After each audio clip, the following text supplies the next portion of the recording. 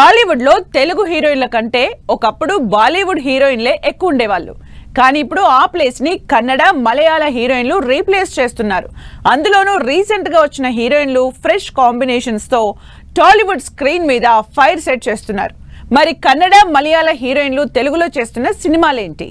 ప్రస్తుతం తెలుగులో అంతా కన్నడ, మలయాళ హీరోయిన్లదే హవా నడుస్తోంది. కన్నడ హీరోయిన్లు బ్యాక్ టు బ్యాక్ సక్సెస్ లతో బిజీగా ఉంటే, మలయాళ హీరోయిన్లు కావలసినంత క్రేజ్ తో అవకాశాలు దక్కించుకుంటున్నారు. కన్నడ హీరోయిన్ గా వచ్చి ఇప్పుడు పాన్ ఇండియా వైడ్ సత్తా చాటుతున్న హీరోయిన్ రష్మిక.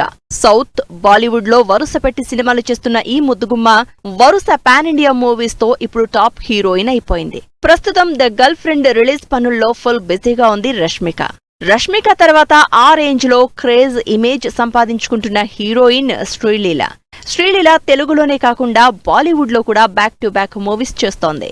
లేటెస్ట్ గా మాస్ జాతరతో ఆడియన్స్ ముందుకొచ్చిన శ్రీలీల పవన్ కళ్యాణ్ తో ఉస్తాద్ భగత్ సింగ్ మూవీ చేస్తూ బాలీవుడ్ లో సినిమా రిలీజ్ కోసం వెయిట్ చేస్తోంది. కన్నడ నుంచి వచ్చి టాలీవుడ్ లో హడావిడి చేస్తున్న ముద్దుగుమ్మ రుక్మిణి వసంత్. రీసెంట్ గా కాంతారా చాప్టర్ 1 లో రాణిగా అమేజింగ్ పెర్ఫార్మెన్స్ ఇచ్చిన రుక్మిణి తెలుగులో ఇంట్రెస్టింగ్ సినిమాలు చేస్తోంది.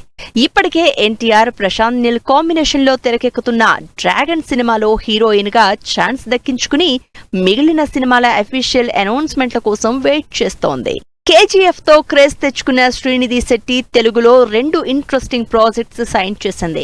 అందులో నానితో చేసిన హిట్ 3 సూపర్ హిట్ అవడంతో టాలీవుడ్ లో మంచి వెల్కమ్ అందుకుంది.